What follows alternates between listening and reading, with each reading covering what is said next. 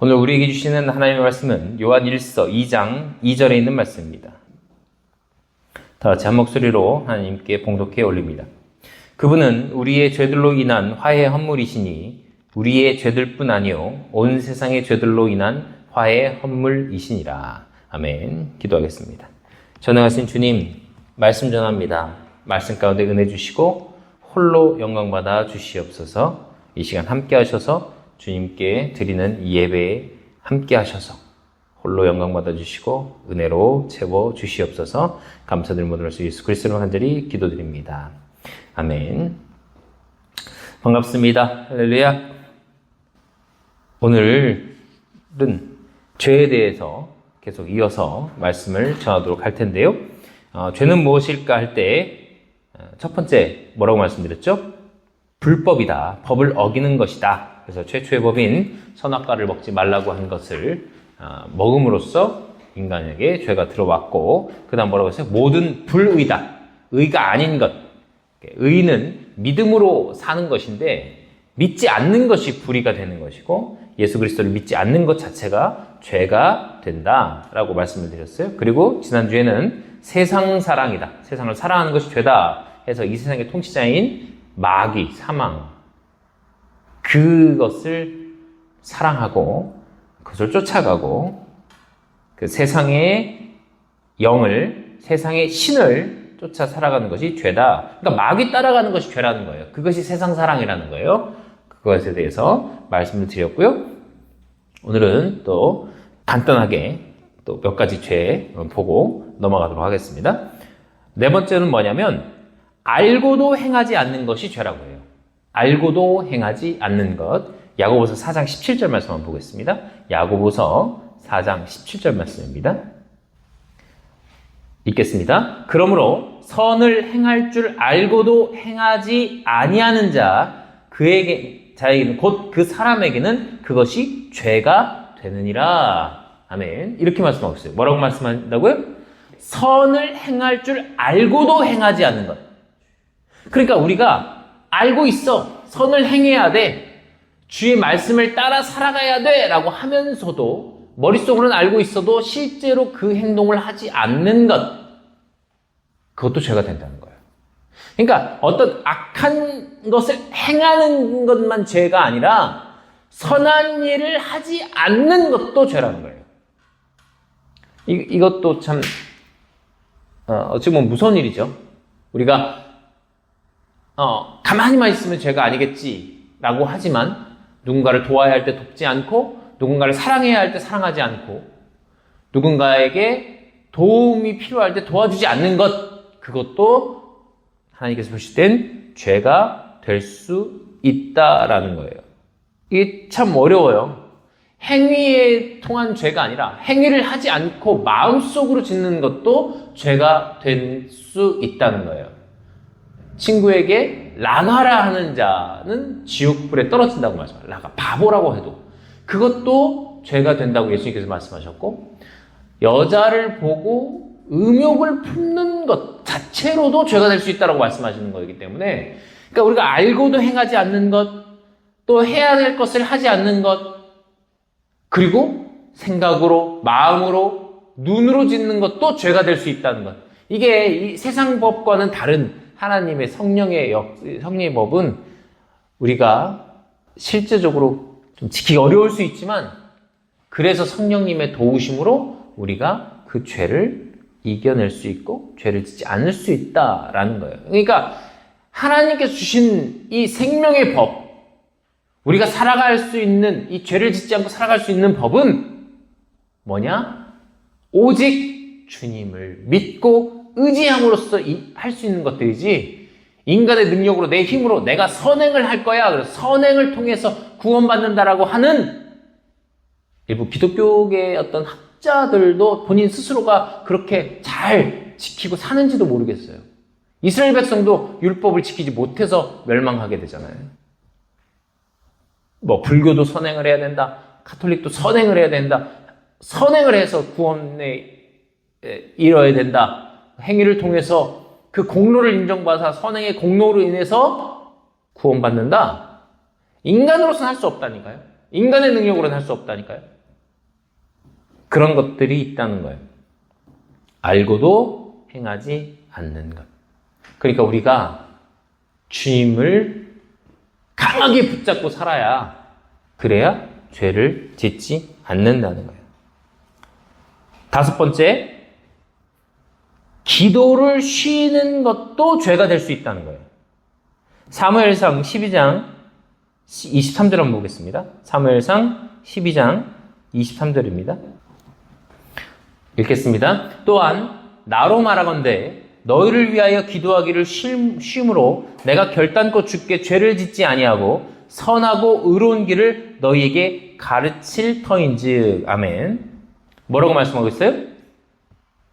기도하기를 쉼으로, 누구를 위하여? 너희를 위하여 기도하기를 쉼으로 내가 결단코 주께 죄를 짓지 아니하겠다. 이게 사무엘의 얘기거든요. 사무엘이 백성들에게 하는 얘기예요.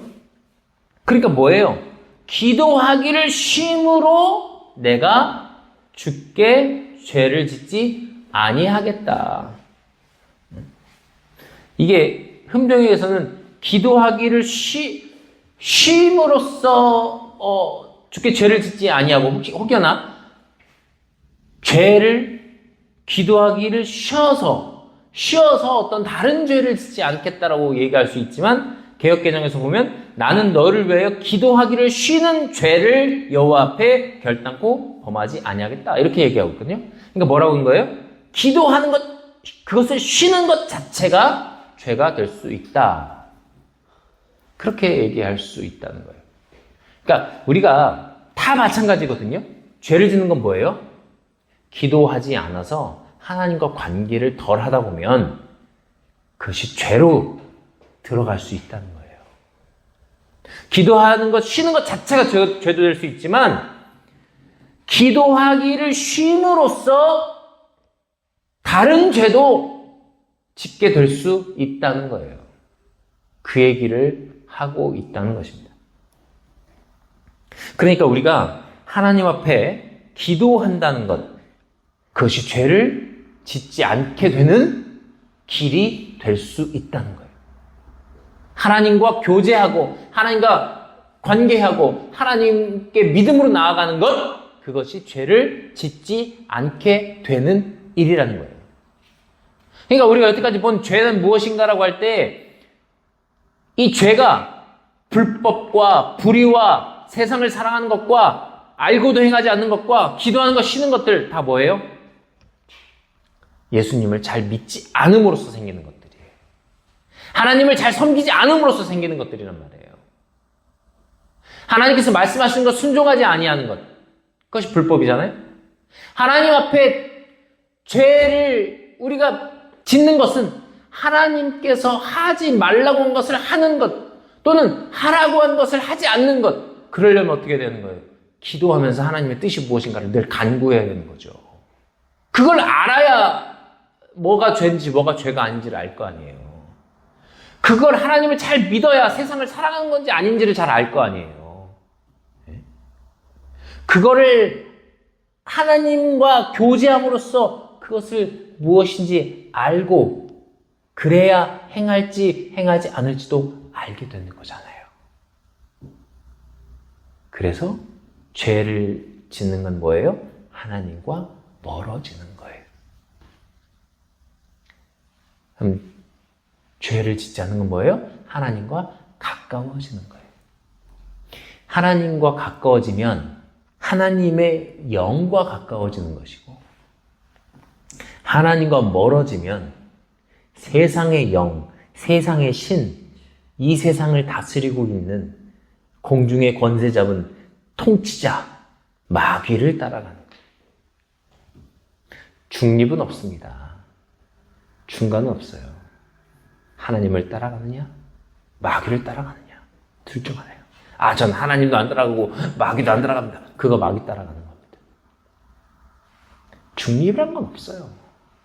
하나님을 따라 살아가야 마귀를 벗어나는 거죠. 하나님을 따라 살아가지 않고 나는 내 힘으로 살겠습니다. 그게 마귀 따라가는 거라니까요. 그게 마귀 따라가는 거예요. 저는 악한 일을 안 합니다. 그걸 누가 판단하는데? 누가 판단해요? 우리가 죄를 짓지 않으면 어떻게 되는 거예요? 하나님께 온전히 서 있어야 된다.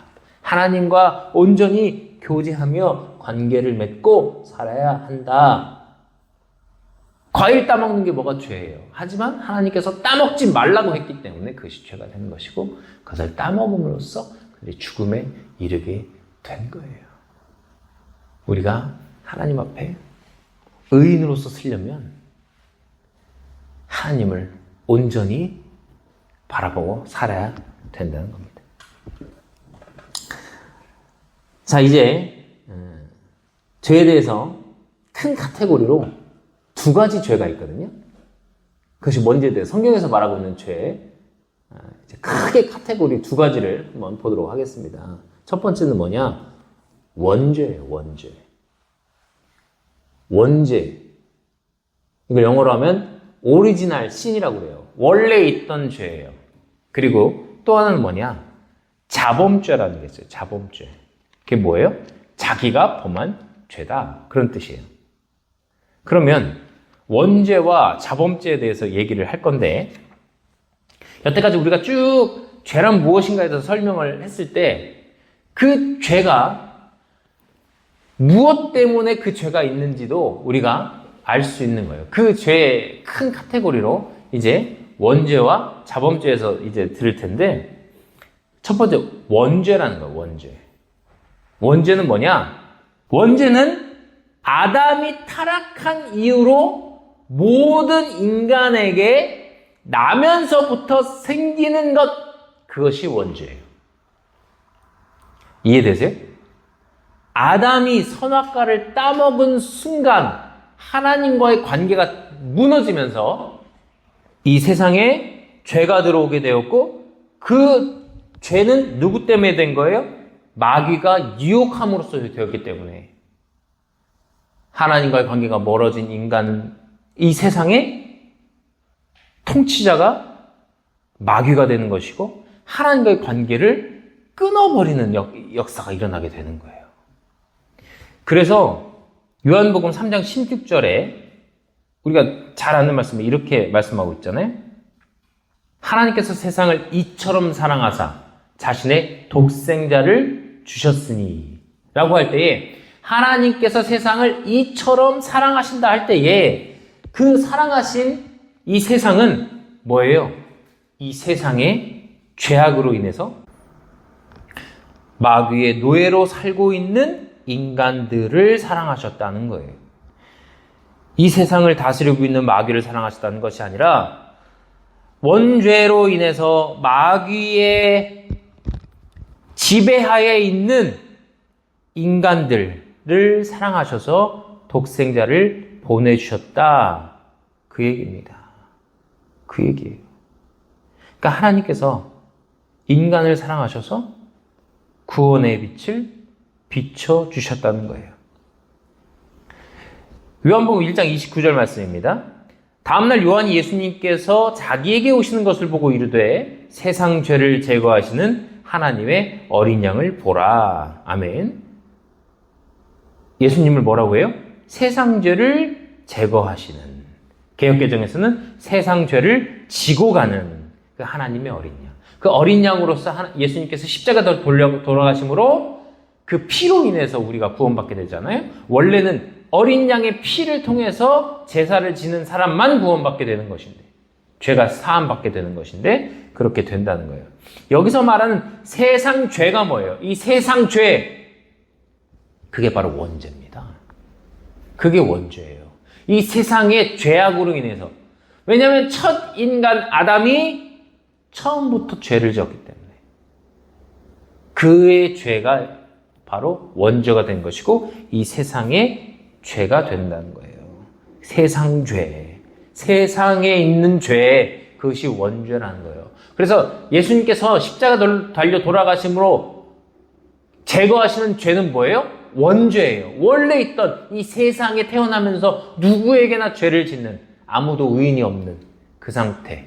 그래서 모든 인간이 죄악 죄악된 삶을 살아갈 수밖에 없는 그 상태에 있는 인간을 구원하시기 위해서 예수님께서 오셨다는 거예요. 그러니까 세상에 인간이 태어나면 그 인간을 선하다고 볼까요? 악하다고 볼까요? 성경에서는 악하다고 보는 거예요. 악하다고. 아이가 막 욕심 부리고 뭐 자기 걸 쟁취하려고 그러고 막 이런 것들도 원죄의 어떤 발동이다 이렇게 보기도 하는데, 어쨌든 인간은 태어나면 누구든 구원받을 수 없는 존재로 태어난다. 이게 성경은 그렇게 이야기하고 있다는 거예요. 요한일서 2장 2절 말씀입니다. 요한일서 2장 2절 말씀 읽겠습니다. 그분은 우리의 죄들로 인한 화해 헌물이시니 우리의 죄들뿐 아니요 온 세상의 죄들로 인한 화해 헌물이시니라. 아멘. 어떤 죄들로 인한 화해 헌물이에요? 온 세상의 죄들로 인한. 이 온 세상의 죄가 뭐예요? 그게 원죄라는 거예요. 그게 원죄. 온 세상의 죄가 원죄예요. 이 세상 모든 사람이 짓는 죄, 그것이 원죄라는 거예요. 왜요? 이유가 뭐라고요? 이유가 아담이 죄를 지어서 그 죄로 인해서 이 세상에 온 세상을 뒤덮는 죄가 생겼고, 그 세상 속에서 모든 이들이 죄를 짓고 살아가는 것, 그것이 원죄라는 거예요. 그래서 예수님께서 성령으로 잉태하셨다는 건 뭐예요? 왜 인간으로 그럼 오시면 요셉의 아들로도 오실 수 있는데 왜 꼭 성령으로 잉태하셨어야 되냐? 왜? 남자의 씨를 통해서 혹은 사람의 씨를 통해서 태어난 모든 자는 원죄하에 있기 때문에 그렇습니다. 그러니까 자기도 죄인인데 누구를 대속합니까? 예수님께서 오셨다는 것은, 성령으로 잉태하셨다는 것은 하나님 되신 그분께서, 죄 없으신 그분께서 이 땅에 오셨다는 것을 증명하는 거거든요. 그래서 요셉과 마리아가 정혼만 한 상태에서 남자의 씨가 아니라 성령으로 잉태되는 역사가 일어나야 되는 거예요. 그래야 예수님은 원죄하에 태어나신 분이 아니라 하나님으로서 이 땅에, 성령님을 통해 이 땅에 오시게 되는 거예요. 그럼 왜 육신으로 오셨어야 되냐? 천사처럼 이렇게 변해서 올 수도 있잖아요. 변신해서 사람의 모습으로 오실 수도 있지만 왜 꼭 사람의 몸으로 태어나셔야 되냐? 진정한 육신을 받으셔야 됐기 때문에 그래요. 왜? 대속을 하려면 그의 피를 다 흘리셔야 되잖아요. 그래서 인간으로 태어나셔서 인간의 삶을 사시다가 공생애를 하시고 그 생애를 통해서 결국 십자가에 달려 돌아가심으로 죄에서 해방시켜 주시게 된다는 겁니다. 로마서 8장 1절 2절 말씀 한번 보겠습니다. 읽겠습니다. 그러므로 이제 그리스도 예수님 안에 있는 자들에게는 정죄함이 없나니. 이 정죄함이 없다는 게 뭐예요? 원죄에서 벗어났다는 얘기예요. 원죄에서. 그들은 육신을 따라 걷지 아니하고 성령을 따라 걷느니라. 이제 원래는 육신을 따라 걷고 마귀 따라가고 세상 사랑하고 살았는데 이제는 육신을 따라 걷지 아니하고 성령을 따라 걷게 된다는 거예요. 2절입니다. 이는 그리스도 예수님 안에 있는 생명의 성령의 법이 죄와 사망의 법에서 나를 해방시켰다. 이 죄와 사망의 법이 뭐래요? 이게 뭐예요? 이게 원죄예요. 죄와 사망의 법, 그것이 원죄예요. 거기서 생명의 성령의 법, 이게 뭐예요? 예수님께서 나를 위해 십자가에 달려 돌아가심으로 나를 구원해 주셨다. 나를 대속해 주셨다. 라고 하는 것, 그 법, 그것을 통해서 너를 해방하였다. 어디서? 원죄에서 해방됐다는 거예요. 원죄에서. 그것이 성경에서 설명하고 있는 원죄라는 거예요. 우리가 다음 주에 또 이어서 죄에 대해서 이야기할 텐데, 우선 우리가 오늘 기억할 건 뭐예요? 하나님과 가까워져야 된다는 거예요. 왜? 원죄에서 해방된 우리는 주님께 더욱더 나아가면서 죄를 짓지 않고 살아가야 된다는 겁니다. 하나님을 사랑하고 생명의 성령의 법을 바라보면서 결코 정죄함이 없는 삶을 살아가시는 우리 성도들 되시기를 간절히 소망합니다. 기도하겠습니다.